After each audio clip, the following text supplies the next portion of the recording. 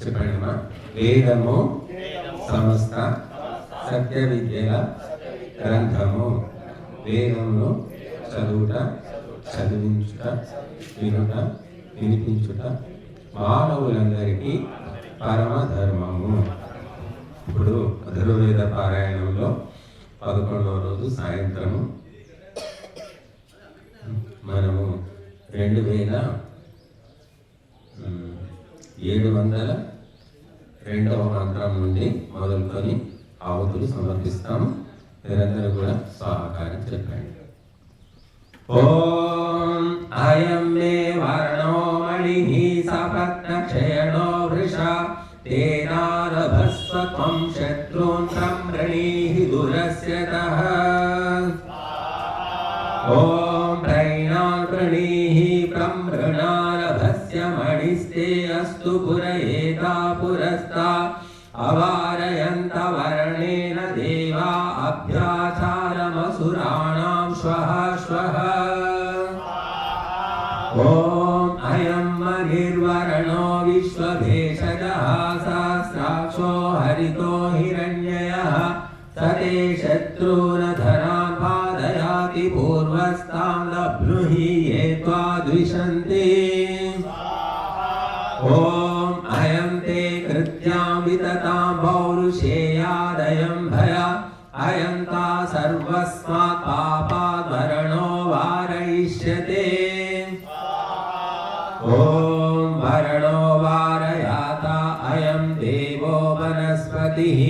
యక్ష్మో యో అస్మిన్నావిష్టస్తముదేవా అవివరన్.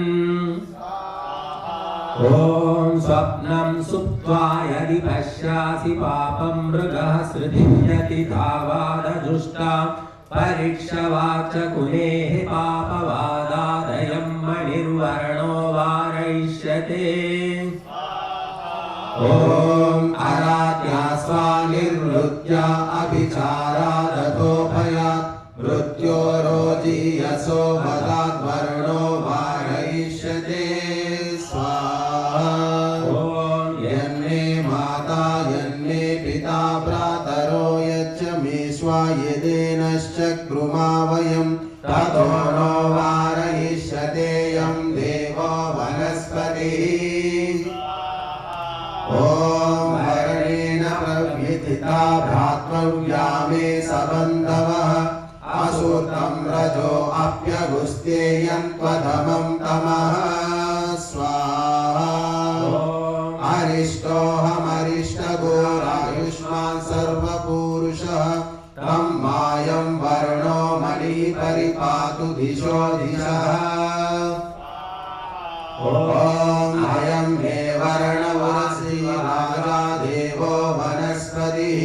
సమే శత్రూన్ వివాదతామింద్రో దస్యో నివాసురాన్. ఓం ఇమం వికర్మి వర్ణమాయుష్మాన్ శతశారదః సమే రాష్ట్రం చ క్షత్రం చ పశూనోజశ్చ మే దధత్. ఓం యథా వాతో వనస్పతిన్ వృక్షాన్ పనక్యోజసా ఏవా సపత్నాన్ మే భంక్తి పూర్వాన్ ఘాతాః వృతాపరాన్ వరస్త్వాభిరక్షతు.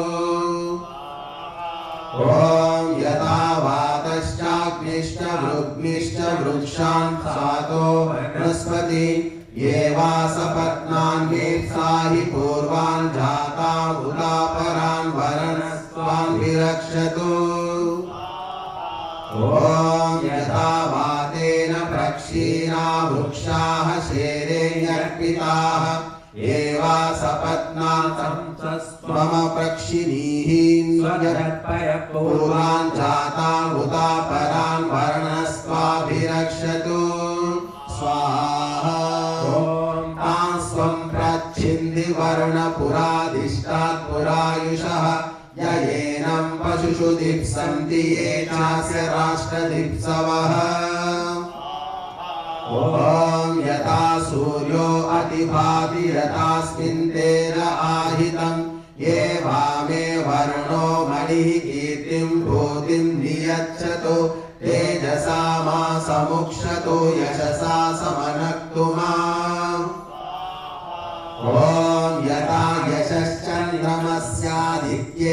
तनुचक्षसि ये वामे वर्णो मणिः कीर्तिं भूतिं न यच्छतु ते रसामा समुक्षतु यशसा समनक्तु मा स्वाहा ॐ यथा यशः पृथिव्यां यथास्मिन् जातवेदसि ये वामे वर्णो मणिः कीर्तिं भूतिं न यच्छतु ते रसामा समुक्षतु यशसा समनक्तु मा ॐ यथा यशा कन्यायां यथास्मिन् संवृते रते ये वामे वरुणो मणिः कीर्तिं भूतिं नियच्छतु ते रसामा समुक्षतु यशसा समनक्तु मा ॐ यथा यशः सोमपीते मधुपर्के यथा यशः ये वामे वर्णो मणिः कीर्तिं भूतिं नियच्छतु ते रसामा समुक्षतु यशसा समनक्तु मा स्वाहा ॐ यथा यशोऽग्निहोत्रे वशक्कारे यथा यशः ये वामे वर्णो मणिः कीर्तिं भूतिं नियच्छतु ते रसामा समुक्षतु यशसा समनक्तु मा ॐ यथा यशो यजमाने यथास्मिन् यज्ञाहितं ये वामे वर्णो मणिः कीर्तिं भूतिं नियच्छतु ते रसामा समुक्षतु यशसा समनक्तु मा ॐ यथा यशः प्रजापतो यथास्मिन् परमेष्टिनि ये वामे वर्णो मणिः कीर्तिं भूतिं नियच्छतु तेजसामा समुक्षतो यशसा समनक्तु मा ॐ यथा देवेष्वमृतं यथैषु सत्यमाहितं ये वामे वर्णो मणिः कीर्तिं भूतिं नियच्छतु तेजसामा समुक्षतो यशसा समनक्तु मा ॐ इन्द्रस्य प्रथमो रथो देवानामपरो रथो वरुणस्य तृतीययित् अहीनामपमारथस्तानुमारधच्छात् स्वाहा ॐ दत्वा शोचिस्तरुणकमश्वस्य भारः वरुषस्य भारः रथस्य बन्धुरं स्वाहा ॐ अवश्येन अदाजहि पूर्वेण चापरेण च उदप्लुतमिव धारहीनामरसं विषं वारुग्रं स्वाहा ॐ अरङ्घुषो निमज्जोन्मज्ज पुनरब्रवी उदप्लुतमिव धारहीनामरसं विषं वारुग्रं स्वाहा पैद्वोहन्ति कसन्नीलं पैद्वाश्रित्रमुदासितं पैद्वोरतर्व्याः शिरा संविभेद मृदात्वाः ॐ पैद्वप्रेहि प्रथमोऽनुत्वा वयमेमसि अहीन्यस्य तात्पतो येन स्मा वयमेमसि ॐ इदं पैद्वो अजायते तमस्य परायणम् इमान्यर्वता पदाहिभ्यो वाजिनीवतः ॐ संयतं न विस्मरद्व्याप्तं न संयमत् अस्मिन् क्षेत्रे द्वावहि स्त्री च पुमांश्च तावुभावरसा स्वाहा अरसा सहिहावयो ये अन्ति ये च दूरे गगनेन हन्निवृश्चिकमहिं दण्डेनागतं स्वाहा अगाश्वस्येकं पेशजमभयोः स्वजस्य च इन्द्रो मेहिमगायन्तमहिं पैद्वो अरन्दय स्वाहा पैद्वस्य मन्महे वयं स्थिरस्य स्थिरधाम्नः इमे पश्चापृदा कवः प्रदीप्यत आसते ॐ नष्टासवो नष्टविशाहता इन्द्रेण वज्रिणा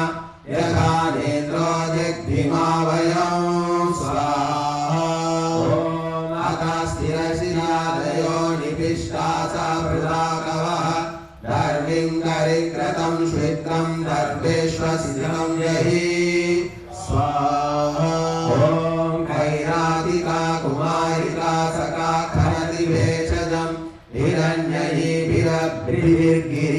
गिरीनामुपसानुषु ॐ अयमागन् युवाभिषकृष्टिहापराजितः स वै स्वजस्य जम्भन उभयोर्विश्चिकस्य च ॐ इन्द्रो मे हिमवन्धमन्मित्रश्च वरुणश्च वातापर्जन्यो भा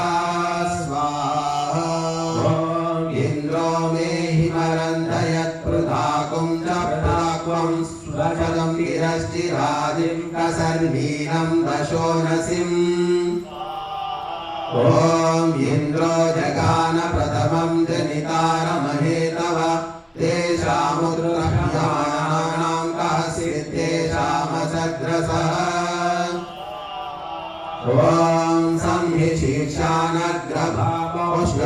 इव गर्वरं सिन्धोर्मध्यं परित्यवनितमहेर्विषं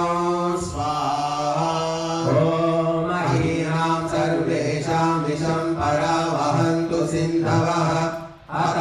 अताशिरश्चिरादयो निपिष्टा सा पृथाकवः ॐ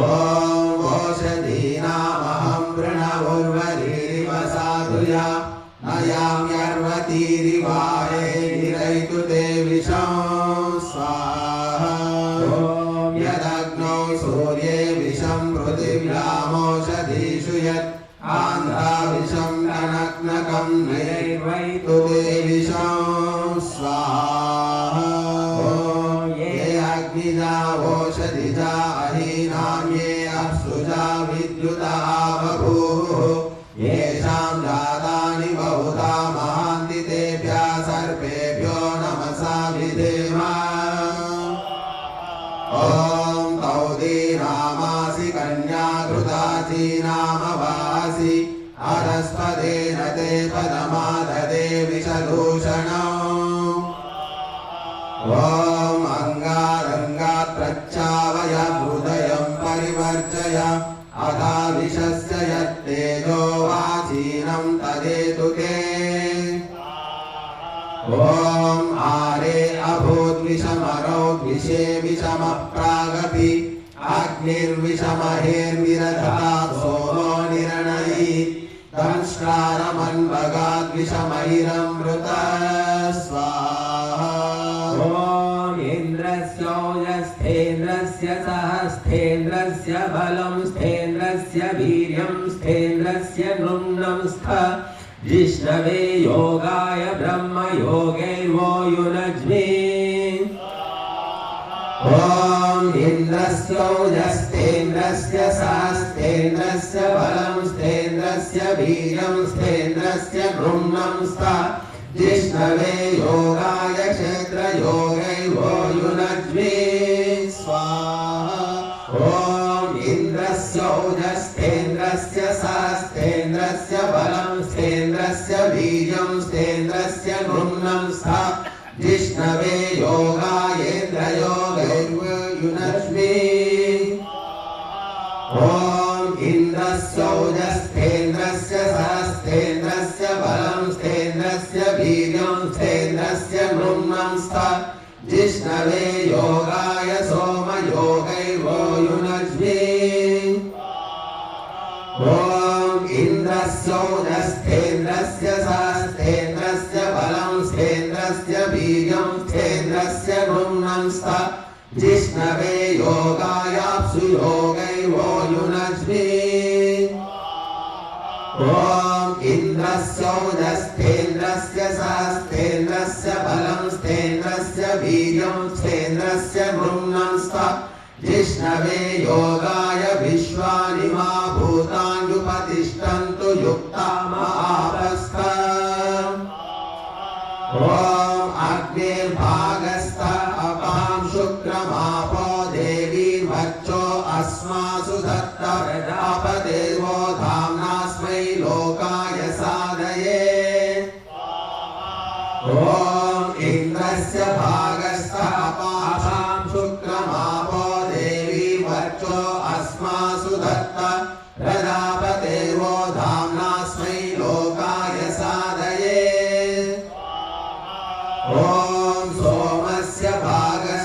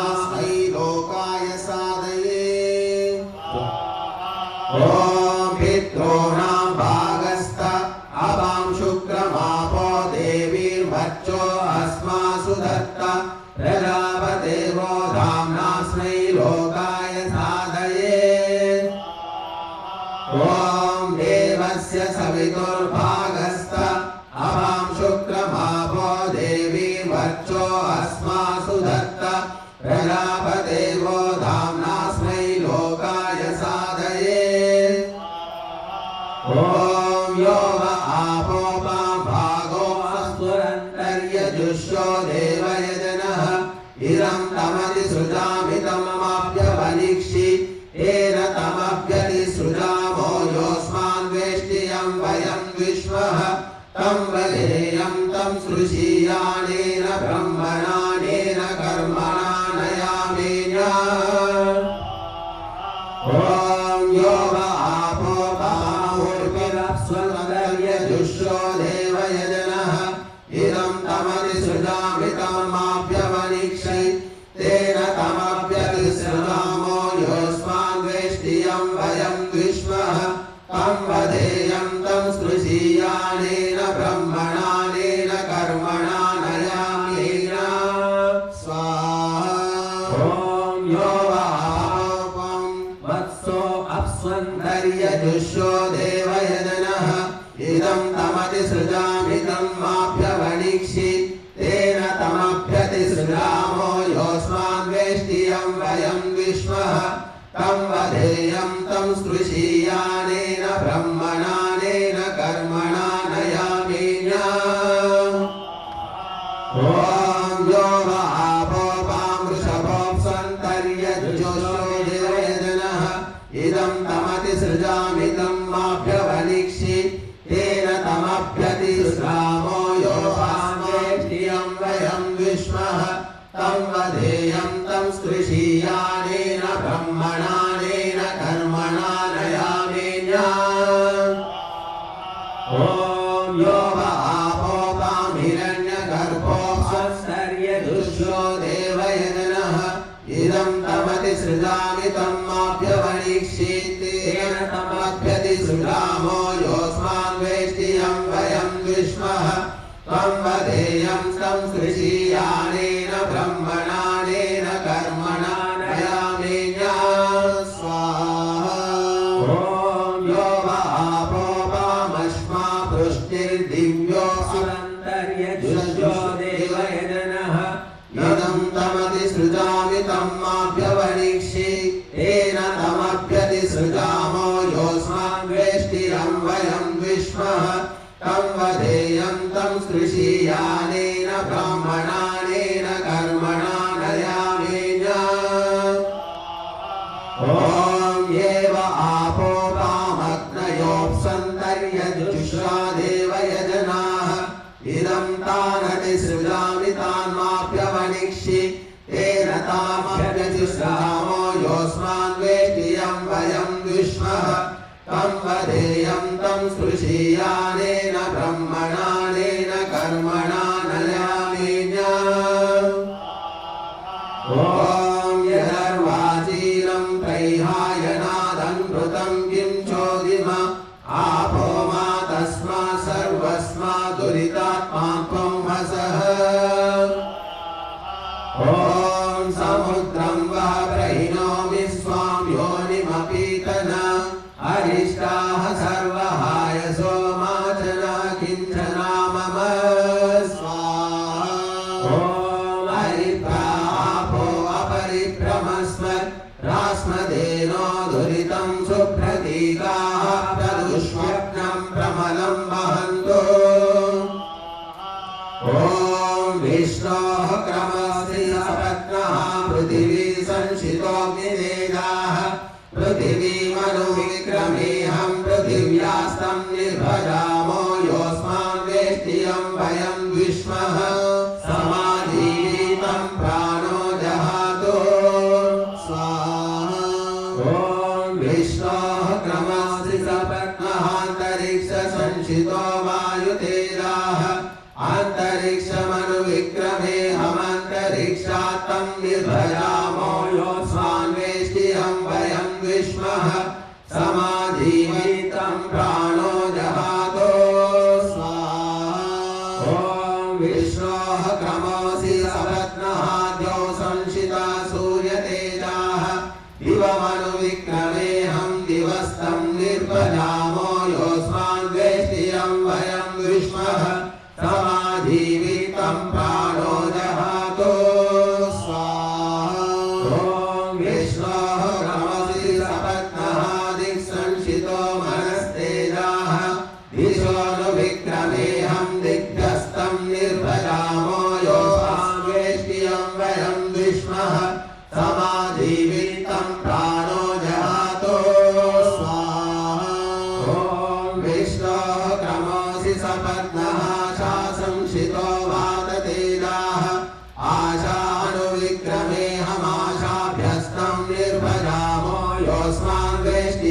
वयं विष्मः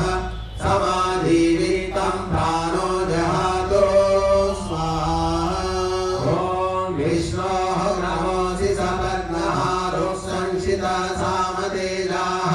रुचोनुविक्रमेह वृभ्यस्त्वं निर्भजामो योऽस्मान् वेष्टियं वयं विष्मः समाधीवितं प्राणो जिहातो स्वाहा ॐ विष्णोः नमोऽसि सपत्नः यज्ञसंशितो ब्रह्मतेजाः यज्ञमनुविक्रमेहं यज्ञात्तं निर्भजामो योऽस्मान् वेष्टियं वयं विष्मः समाधीवितं प्राणो जहातो ॐ विष्णोः नमोऽसि सपत्नौषधी संशिता सोमतेजाः ओषधीरनुविक्रमेऽहमोषधीभ्यस्तं निर्भजामो योऽस्मान् वेष्टियं वयं विष्मः समाधीवितं प्राणो जहातो स्वाहा ॐ विष्णोः नमोऽसि सपत्नः सुसंशितो वरुणतेजाः अपोनुविक्रमेऽहमभ्यस्तं निर्भजामो योऽस्मान् वेष्टियं वयं विष्मः समाधीवितं प्राणो जहातो स्वाहा ॐ विष्णोः नमोऽसि सपत्नः कृषिसंशितो न तेजाः कृषिमनुविक्रमेऽहं कृष्यास्तं निर्भजामो योऽस्मान् वेष्टियं वयं विष्मः समाधीवितं प्राणो जहातो स्वाहा ॐ विष्णोः नमोऽसि सपत्नः प्राणसंशिता पुरुषतेजाः प्राणमनुविक्रमेऽहं प्राणात्तं निर्भजामो योऽस्मान् वेष्टियं वयं विष्मः समाधीवितं प्राणो जहातो स्वाहा ॐ इदमस्माकमुद्भिन्नमस्माकमभ्यष्टां विश्वाः पृतनारातिः इदमहमानुष्याय नस्यामुष्याः पुत्रस्य वर्चस्तेज प्राणवायुर्निवेशयामि दमेन मदहं पालयामि स्वाहा ॐ सूर्यस्यावृतमन्वावर्ते दक्षिणामन्वावृतं सामे द्रविणं यच्छतु सामे ब्राह्मणवर्चसो स्वाहा ॐ दिशो ज्योतिष्मतीरभ्यावर्ते तामे द्रविणं यच्छन्तु तामे ब्राह्मणवर्चसो स्वाहा ॐ सप्त ऋषीणाभ्यावर्ते ते मे द्रविणं यच्छन्तु ते मे ब्राह्मणवर्चसो स्वाहा ॐ ब्राह्मभ्यावर्ते तन्मे द्रविणं यच्छतु तन्मे ब्राह्मणवर्चसो स्वाहा ॐ ब्राह्मणाभ्यावर्ते ते मे द्रविणं यच्छन्तु ते मे ब्राह्मणवर्चसो ॐ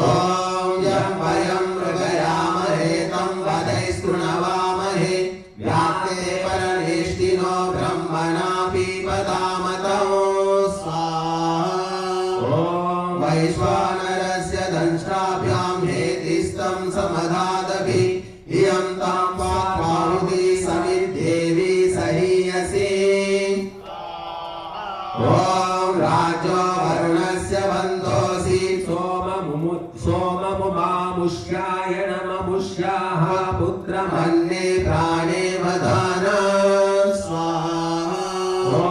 यत्ते अन्नं भुवस्पत आक्ष्यति पृथिवीमनो तस्य नस्त्वं भुवस्पते सम्प्रयच्छ प्रजापते ॐ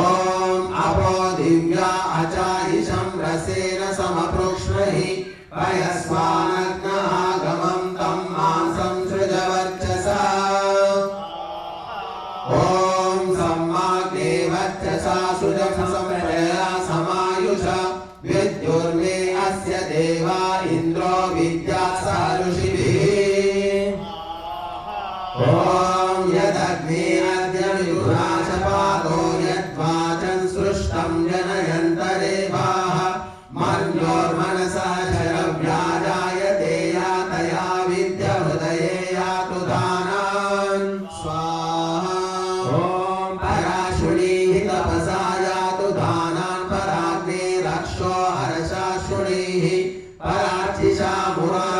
देवाशुणीः परासुद्रुवाशोषुचताशुणीः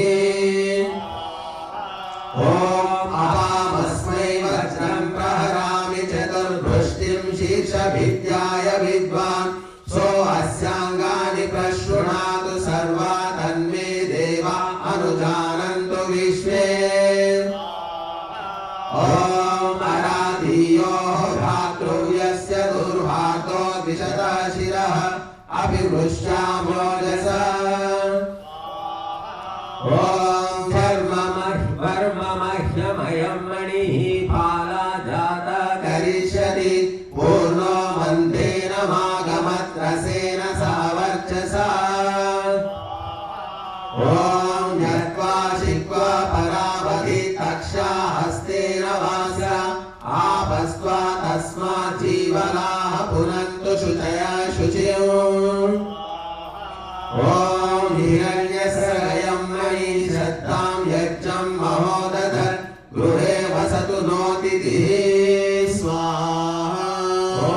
तस्मै घृतं सुरां मध्वन्नमन्नं क्षुधामहे सनापितेव पुत्रेभ्यः श्रेयश्चिकैस्सतो भूयो भूयाश्वः श्वो देवेभ्यो मणिरेत्य स्वाहा ॐ यमभद्रात् बृहस्पतिर्मणिं फालं घृतश्च्युतमुग्रं खदिरमोजसे तमग्नि प्रत्यमुञ्चत सोऽस्मै दुहाचं भूयो भूयाश्वः स्वस्तेन त्वं विशतो जहि ॐ यमभद्रात् बृहस्पतिर्मणिं फालं घृतश्च्युतमुग्रं खदिरमोजसे तमिन्द्र प्रत्यमुञ्चतोजसे वीर्यायकं सोऽस्मै परमिद्दुहे भूयो भूयाश्वः सहस्तेन त्वं द्विषतो जहि स्वाहा ॐ यमभद्रात् बृहस्पतिर्मणिं फालं घृतश्च्युतमुग्रं खदिरमोजसे तं सोमः प्रत्यमुञ्चत महेश्रोत्राय चक्षसे सोऽस्मै वर्चयिद्दुहे भूयो भूयाश्वः सहस्तेन त्वं द्विषतो जहि स्वाहा ॐ यमभद्रात् बृहस्पतिर्मणिं फालं घृतश्च्युतमुग्रं खदिरमोजसे तं सूर्या प्रत्यमुञ्चत तेने माधयद्दिशः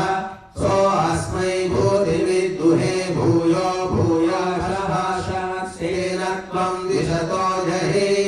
स्वाहा ॐ यमभद्रात् बृहस्पतिर्मणिं फालं घृतश्च्युतमुग्रं खदिरमोजसे तं बिभ्रच्चन्द्रमा मणिमसुराणां पुरोजयद्दानवानां हिरण्यैः सोऽस्मै श्रियमिद्दुहे भूयो भूयाश्वः सहस्तेन त्वं द्विषतो जहि ॐ यमभद्रात् बृहस्पतिर्वाताय मणिमाशवे सोऽस्मै वाजिनं दुहे भूयो भूयाश्वः सहस्तेन त्वं द्विषतो जहि स्वाहा ॐ यमभद्रात् बृहस्पतिर्वाताय मणिमाशवे तेने मां मणिना कृषिमश्विनावभिरक्षतः तभिषग्रामहो दुहे भूयो भूयाश्वः सहस्तेन त्वं द्विषतो जहि स्वाहा ॐ यमभद्रात् बृहस्पतिर्वाताय मणिमाशवे तं बिभ्रत्सविता मणिं तेनेदमदयस्वः सोऽस्मै सोऽनृतां दुहे भूयो भूयाश्वः सहस्तेन त्वं द्विषतो जहि स्वाहा ॐ यमभद्रात् बृहस्पतिर्वाताय मणिमाशवे तमापो बिभ्रतिर्मणिं सदा धावन्त्यक्षिताः स आप्योऽमृतमृद्दुहे भूयो भूयाश्वः सहस्तेन त्वं द्विषतो जहि ॐ यमभद्रात् बृहस्पतिर्वाताय मणिमाशवे तं राजा वरुणो मणिं प्रत्यमुञ्चत शम्भुवं सोऽस्मै सत्यमिद्दुहे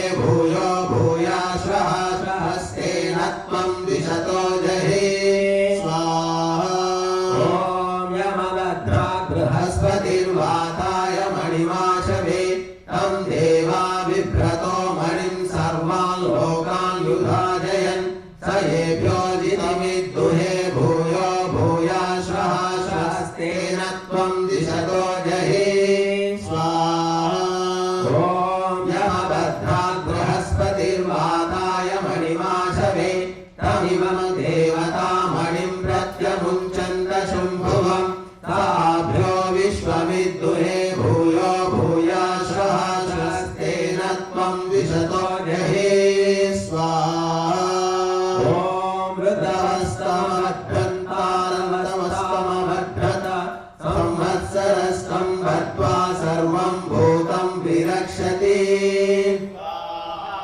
ॐ अन्तर्देशा अभद्रता परिशस्तमभद्रता प्रजापति सृष्टो मणिद्विषतो मेधरा अकः ॐ अथर्वाणो अभद्रता दर्वणा अभद्रता तैर्मेदिनो अङ्गिरसो दस्यूनां विविदुः पुरस्तेन त्वं दिशतो जहि ॐ धन्धाता प्रत्यमुञ्चता सभूतं व्यकल्पयत् तेन त्वं विशतो जहि ॐ यमभद्रात् बृहस्पतिर्देवेभ्यो असुरक्षितिं समायं मणिरागमत्रसेन सावक्रसा ॐ यमभद्रात् बृहस्पतिर्देवेभ्यो असुरक्षितिं समायं मणिरागमत्सा गोभिरजाभिरनेन प्रजया सह ॐ यमभद्रात् बृहस्पतिर्देवेभ्यो असुरक्षितिं समायं मणिरागमत्सा व्रीह्यवाभ्यां सहसा भूत्या सह ॐ यमभद्रात् बृहस्पतिर्देवेभ्यो असुरक्षितिं समायं मणिरागमन्मधोद्धृतस्य धारया कीलालेन मणिसः ॐ यमभद्रात् बृहस्पतिर्देवेभ्यो असुरक्षितं समायं मणिरागमधूर्जया पयसा स द्रविणेन श्रिया सह ॐ यमभद्रात् बृहस्पतिर्देवेभ्यो असुरक्षितिं समायं मणिरागमत्तेजसा त्विष्या सह यशसा कीर्त्या सह ॐ यमभद्रात् बृहस्पतिर्देवेभ्यो असुरक्षितिं समायं मणिरागमत् सर्वाभिर्भूतिभिः सह ॐ तमिमं देवतामणिं मह्यं ददतु पुष्टये अभिभुं क्षत्रवर्धनं सपत्नदम्भनं मणिम् ॐ ब्रह्मणा तेजसा स प्रतिमुञ्चामि मे शिवम् असपत्नं सपत्नः सपत्नां मे धरा अकः ॐ उत्तरं विशतो मामयं मणि कृणोतु देवताः यस्य लोका इमे त्रयो दुग्धमुपासते समायमधिरोहतु मणिश्रेष्ठाय मूढतः ॐ यं देवाः पितरो मनुष्या उपजीवन्ति सर्वदा समायमधिरोहतु मणिश्रेष्ठाय मूढतः ॐ यथा बीजमुर्वरायां पृष्ठे फालेन रोहति एवामयि प्रजा पशवो नमन्नं विरोहतु ॐ यस्मै त्वा यज्ञवर्धनमणे प्रत्यमुचं शिवं तं त्वं शतदक्षिणमणे श्रैष्ठ्याय जिन्वतात् ॐ एतमिध्वं समाहितं दुषानो अग्ने प्रतिहर्य होमैः तस्मिन् विदेम सुमतिं स्वस्ति प्रजां चक्षो पशून् समिद्धे